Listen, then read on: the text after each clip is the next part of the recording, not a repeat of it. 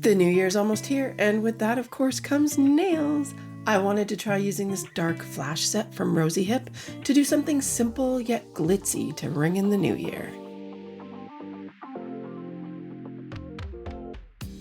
These were just screaming like New Year's look to me.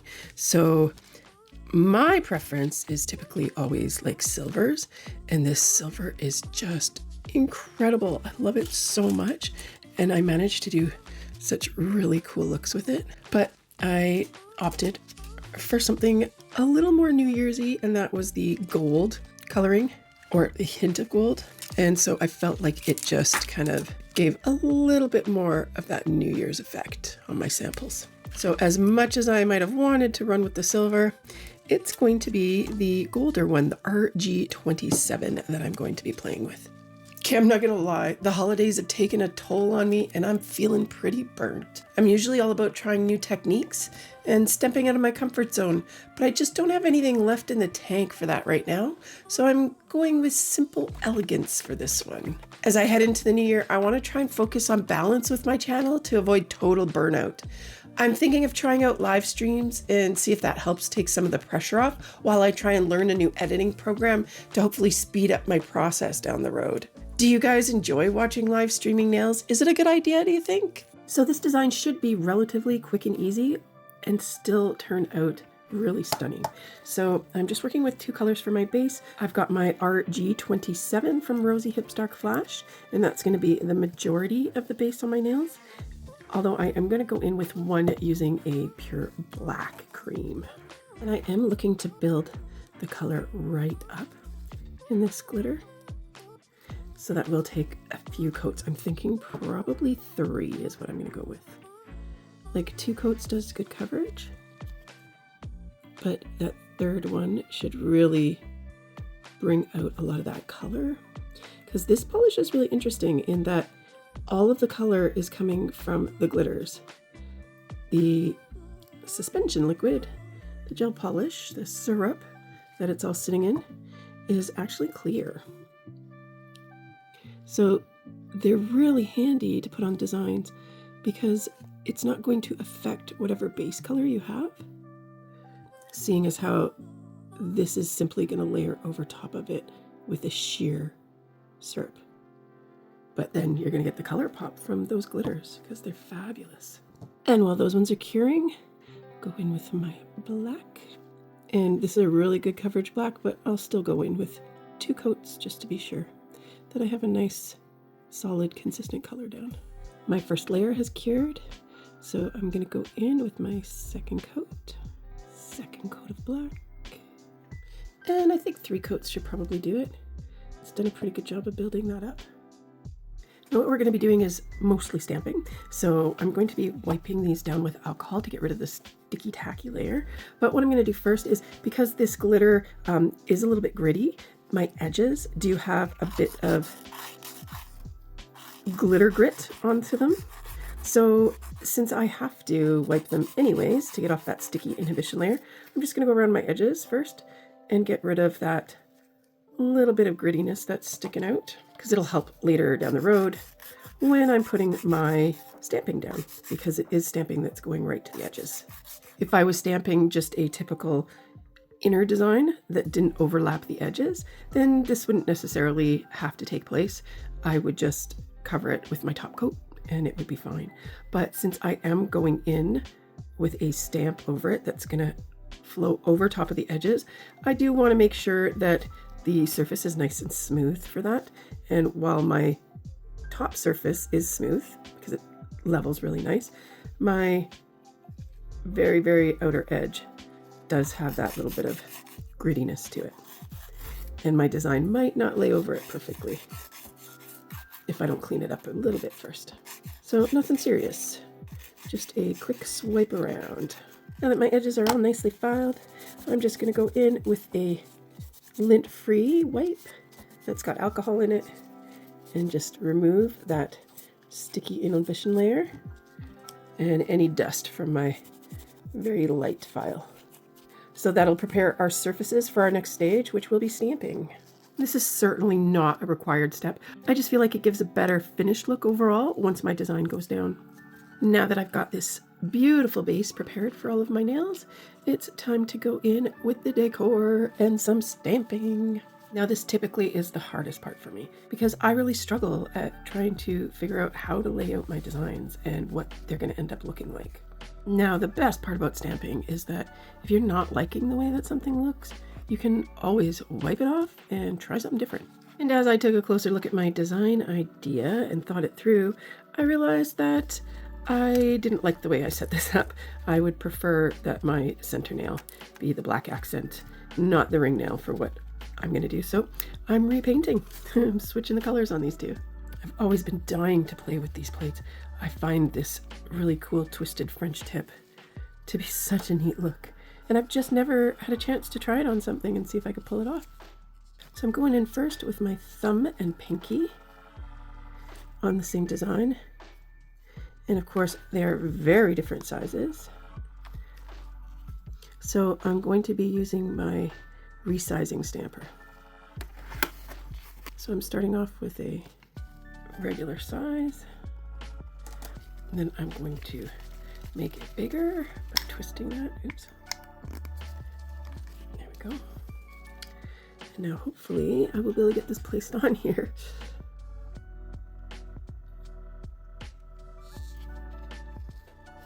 So I really love this design on here, but as you can see, it's way too small for this nail. And while I did try using the sizing stamper, it is too difficult to see through to get really good placement. So what I'm going to try doing is dividing this design into two pieces and put them down separately so that I can get my placement a lot better.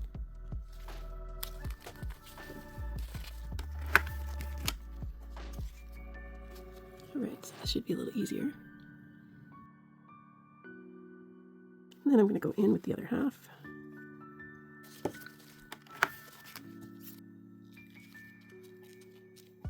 There. Now none of my lines are perfect, but it gives me a base to start, and I feel a lot more confident going in and filling in some of these colors and straightening up my lines.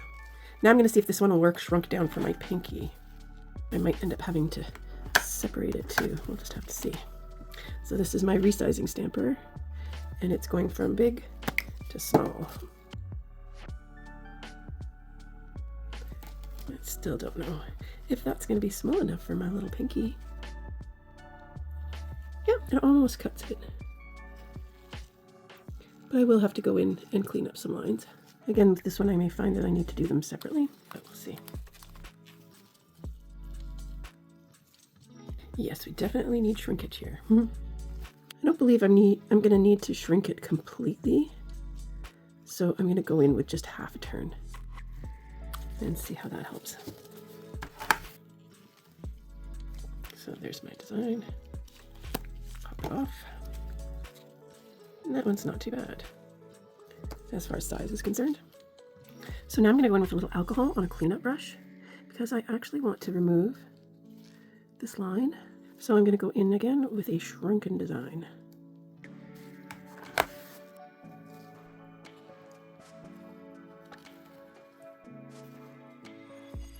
And that turned out lovely. I'm really happy with that.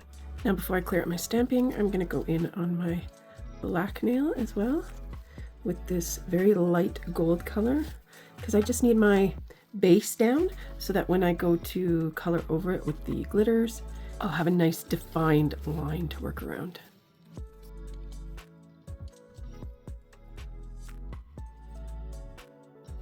I absolutely did not have the right brush on hand ready for this.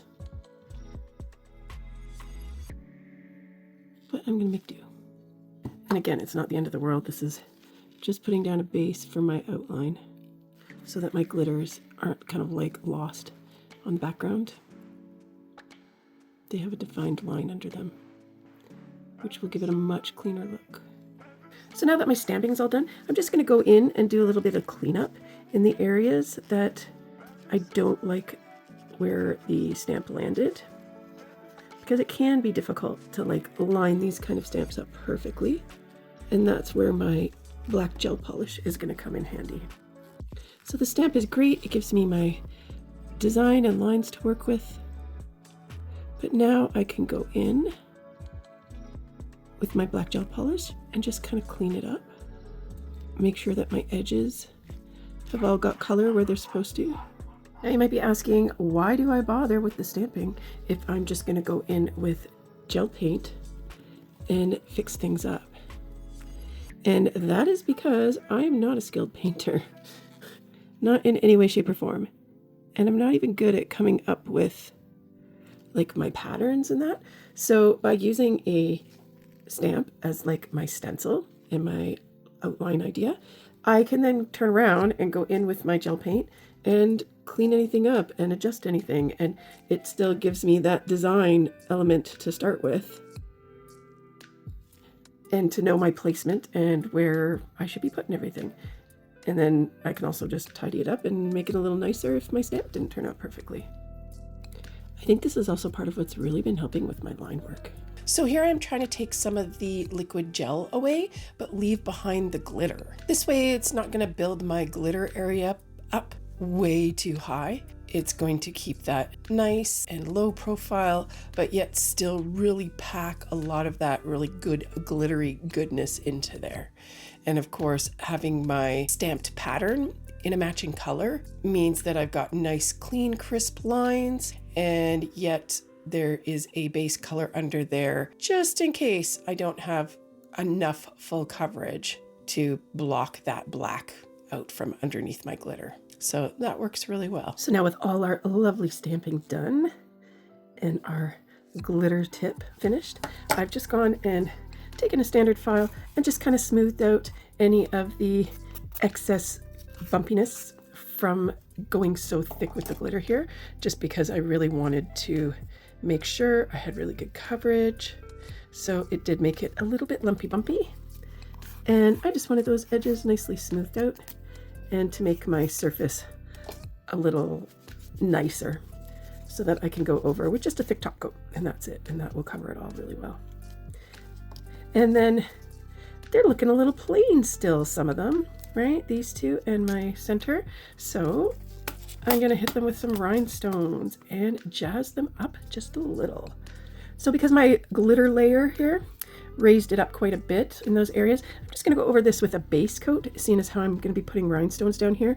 I don't want them to get like buried in it, but I also don't need to do like encapsulation or really anything like that. Just a good base layer that's going to kind of level these two layers off a bit. So then when I put my rhinestones in, they're kind of all at the same level. So for these two nails, I'm just going in with a base coat to lock in that stamping. And then I'll just go over with the top coat and these ones will be finished. Unless I decide to put some rhinestones. Ooh, maybe I'll do that. Maybe I'll put rhinestones for those dots. That might be a good idea.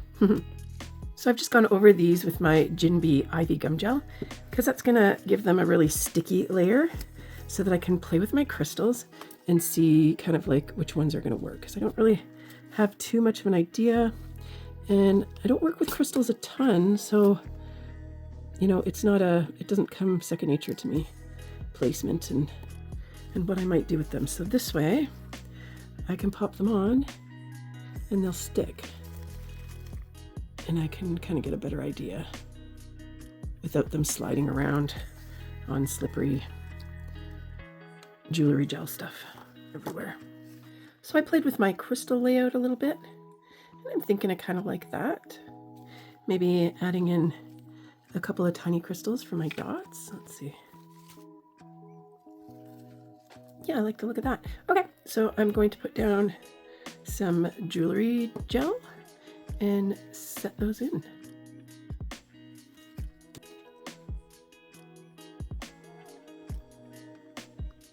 And I'll just quickly flash cure those into place until everything's done and set, and then I can cure it all. And I'm still feeling like this area is like really empty, so I'm gonna keep building this a little bit. I've added a few more here. I'm gonna add in a few more of the caviar beads around it and just kind of like keep playing with it until I like it. I may stop there, but I may try a couple more as well and see what they end up looking like. There, I decided I really like the way that looks. Just set like that. So I'm gonna put that in for a full cure, and then this one will be finished, ready for top coating.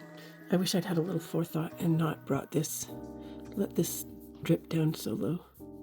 It would have been a lot better if it had been a little higher up here, but that's okay. Right, I'm not loving this placement completely, or the fact that it's like a clear crystal, but I don't have anything with just this tiny hint of gold in it. Everything I have is either like super yellow or it's just not going to work. So I'm going to sit with that and accept it, even if I don't like it. All right, so then last but not least, I'm just going to put some crystals for my little dots here.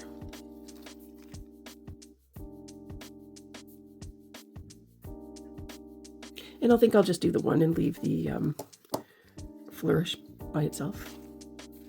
So now it's just a matter of top coating. But for this one, for example, I'm going to have to really embed my crystals well. So I'm just going to go in with my palette and just use a short brush, one of my short detail brushes, and get in there and coat my caviar beads, because my caviar beads will taint and discolor and get ruined.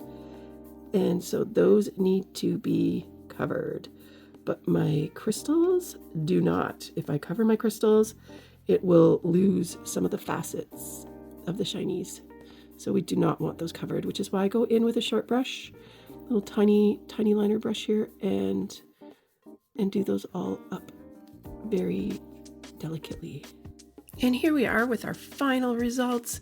I was playing with my lighting here to try and do some low light effects to see if I could really accentuate that flash under the low light. It was tricky. I was having a tough time capturing it, but they look just stunning and flashy and glittery, and they turned out so beautiful. I was really happy with them. It was, a bit of a hassle messing around and playing with those very precise stamping images. But other than that, they would have been like really quick and easy and really lovely to work with. So I hope you've enjoyed that design, and thanks again for being here.